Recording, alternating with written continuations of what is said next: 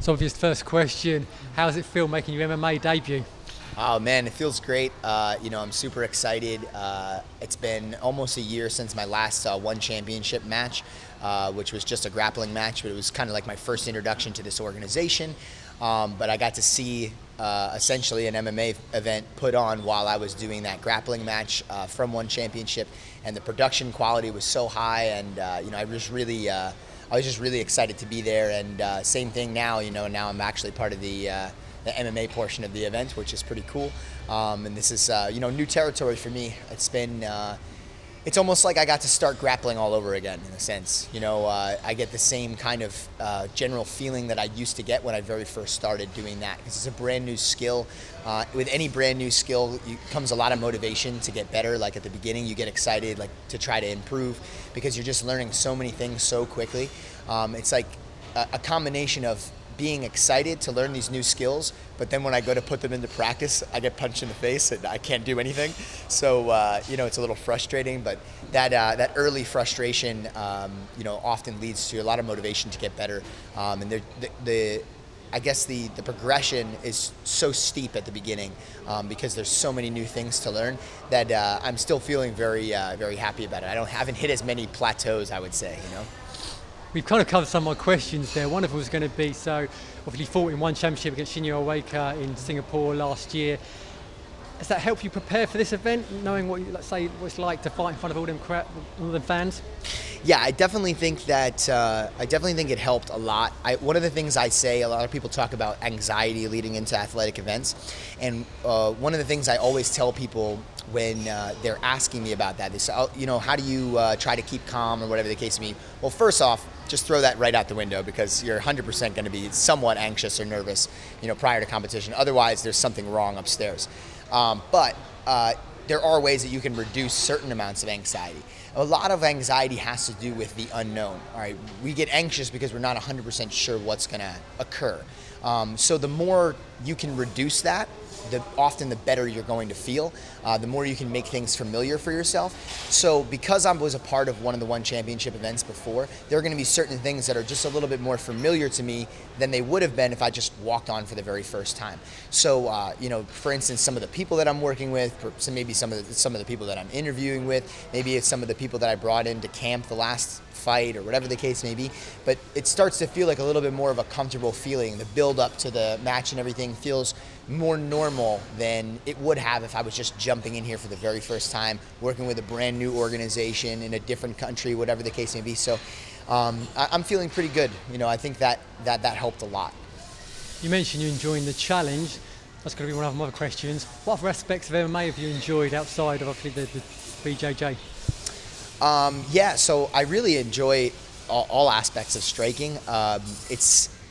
I'd say the majority of what I've put together in a stand-up position in terms of pure striking is majority upper body, boxing kind of style based. But I do throw some kicks. I think you'll see that in my fight. Hopefully, if I don't just get knocked out in the first 10 seconds. No, I think you'll see some other aspects. I definitely enjoyed Muay Thai as well. There's a lot more ground to cover there. I feel like in boxing, don't get me wrong. I'm not by no means an expert, but once you start adding kicks and things in, and even some of the other martial arts, some different types of karate and things like that, some of these crazy kicks that people throw, just learning the prerequisite skill of throwing some of these kicks is a difficult thing. The mechanics of moving your leg and whatever the position, whatever. I have a lot of fun, trying to figure that kind of stuff out and watching some of the guys that are best in the world, because we have some guys that are really good mixed martial artists that train with us at Renzo Gracie Academy, but everybody kind of has their own unique style. So the majority of my work to get better, often it's not just working with those people, but watching tape of some of the all-time greats of the sport. I'm lucky enough to work with some of them, but at the same time, there's so many different skills. Most of my work has been studying tape, because I'm not around. It's not like I'm just around constantly all these guys that are the best in the world. I don't have, Muhammad Ali and, I don't have some of the Sanchai or whatever around me to tell me how to, fix my Muay Thai or whatever the case may be. I have some good coaches, but I often believe that has been what's helped me most, is kind of watching some of these great guys and then getting a little bit of coaching from my coaches about those specific individuals to try to get me in the right direction as to what I should be doing, striking, boxing, kickboxing, whatever. But man, I don't know. I'd say I fell in love with boxing first, and then there are a few like Muay Thai techniques that I'm a really big fan of right now. But again, it's like there's so much new stuff. Like who knows? Maybe next week it's going to change. Like what I'm going to be happy to be doing. What made you make the switch? So there's a few different things. The primary reason is always selfish, because competition is selfish by nature. It's for the most part, despite the fact that we have teams supporting us in mixed martial arts or jiu-jitsu that I was previously doing, and you have to have this huge network of people to be able to become some sort of champion, it is in many ways an individual sport. You go out there by yourself. Nobody else is walking in that cage with me. I have some cornermen on the outside to yell some things at me, okay? But other than that, I mean, it's just me in there. Nobody's gonna jump in to save me except for the referee, I guess. So the initial motivation to jump into mixed martial arts just comes from a competitive drive in me, just being unhappy with the 0.001% of the people that are on the planet that could be able to beat me up. I always say that it's a little bit crazy, kind of the people that get competitive in not just mixed martial arts, but really like any martial art. It starts out often with a drive, an egotistical drive to kind of not have anybody in your immediate space be able to harm you physically. Like you want to be able to walk down the street and feel confident that if somebody came up to you and tried to mug you, you'd be able to protect yourself. And I think that's kind of like where it starts, that self-defense thing. And then step two would be like, all right, I'm already training martial arts, but now my training partners are kind of competitive with me. I don't want that. Like I want to be better than all those guys, and then furthermore, you start competing, and now you're like, oh, well, this 0.01% of people that are going to be competing in, jiu-jitsu, or maybe it's taekwondo, or maybe it's kickboxing. I want to be better than all these guys. And then you move over to MMA and you're like, well, now I want to be able to do everything, better than everybody, So that's my first, motivation to do MMA, is to just be better than everybody at everything. But furthermore, some deeper motivations, because I know competitive careers have a cutoff point. Whether it's because I get injured tomorrow by getting hit by a bus, hopefully not, because I'd like to have the first MMA fight before that. Whether I get a debilitating injury at some point, or just my athletic career just hits that end point, like maybe somewhere around late 30s or early 40s or something like that. For some people, it depends on the person and how long they've been in the game. But at some point it's going to end, and that by no means, I plan not to die at early 40s, late 30s. I plan to have just about as long of a life as I led it up until that point. So the majority of my adult life will be spent doing things that aren't competitive, like teaching.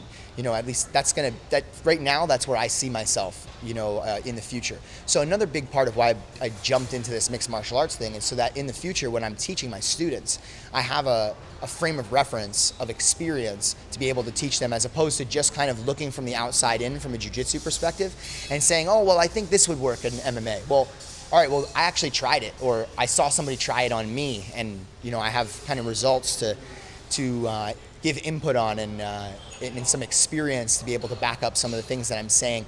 So I think ultimately this will also make me a better teacher. So that's kind of the unselfish motivation of doing mixed martial arts. Well, let's talk about your opponent, Richard Korman. What do you know about him? So Richard, I've done moderate research on him. I watch a lot of his fights. I don't do it every single day. I don't think he's not as much of a specialist in one particular area or anything like that. He kind of uses intermixed skills. I've seen him swing with power in the standing position. I've seen him do some damage to people on the ground. Once he's taken somebody down. So I've seen a lot of different things. It's not like I can pinpoint all right, this guy's a Muay Thai guy, or he comes from a boxing background. It seems like he has a lot of intermixed mixed martial arts skills. I don't really, I don't see one particular thing to look out for other than certain techniques in the standing position, which he does. But again, you know, it's a new experience overall for me. So my primary objective wasn't so much prepare for Richard Korman. My primary objective was, let's get enough mixed martial arts skills to be able to survive in a cage. So basically, I've been preparing to just increase my skills overall. I haven't like specifically just targeted him as an opponent. There's just been so much ground to cover that I was just focused on improving myself. But as far as as Richard's concerned, it's a definite real threat. He swings with power. He's got a much bigger record than me in terms of professional record, and who knows how many amateur fights he's had. I didn't look that up. I have no idea. So he's definitely has experience on his side. So that'll be interesting, you know, to see how I deal with that. But overall, I'm feeling fairly confident from a perspective of technique. Do you try and take him to the ground early on, or are you patient? What's the game plan? So I mentioned this in one other interview, but I will say this. If it's as hot as it's been in the place that I've been training leading up to this fight, I absolutely will try to take this to the ground as quickly as possible and try to submit, because oh my God, doing 3 rounds sparring in Thailand, like with no air conditioning, is miserable. So if the arena is not well air conditioned, you're gonna see a very short fight one way or the other. I'm either gonna get my face punched in trying to submit the guy, or I'm gonna submit him quickly, because I don't plan to go 3 rounds with anybody in this heat. You know, overall game plan, like if all things were set aside, I really like to test some of my striking before I do any, of my submission skills or anything like that. We'll see if I have the opportunity. I may get hit one time and then go, oh, no, I'm going to take this guy down. I have to submit him. I'm done with this. You know what I mean? Just because of nerves, who knows? There's always that famous saying that, you know, everybody has a plan until they get punched in the face. So it may well change my plans very quickly when I get hit with a 4-ounce glove, you know, on the face. So we'll see. His nickname's the Lion Heart. Yours is the Lion Killer. Yeah. So it's just written that you're going to win this fight, isn't it? I hope. It's funny. I think somebody told me that they saw that he tried to change his nickname, like on social media. I forget what he said. I think maybe it was the Notorious or something, like he was going to take Conor's name or something like that. I don't know. But yeah, I thought it was pretty funny that our nicknames lined up like that for my first MMA fight. But yeah, man, I think that'll add a little bit of comedy to it when some of the announcers are going on. And lastly, big fight in the main event. You got a prediction? Do I have a prediction for the main event? I don't know enough about either one. I've seen both of them fight intermittently, because I make a habit of watching ONE FC fights just to get a feel for, you know, the level of competition in my division and stuff. I haven't done crazy in-depth research on all of the people in my weight category, but I will say I'm excited to see it, because they're one of them has the belt in my weight category. I don't know if I'll ever be able to fight 45 for this organization, so Bibiano is not like somebody I would ever be fighting, but Martin it's a possibility. So yeah, we'll see, man. I mean, I obviously come from a grappling background, and Bibiano's got some grappling, so it would be cool to see. But from what I hear, Martin, also grapples pretty well too. So it'll be interesting to watch. I think it'll be cool to see, because I think they have a good mix of skills, the two athletes. So should be fun. So should yours. Looking forward to both of them. Thank you. Yeah, and good luck. Mm-hmm.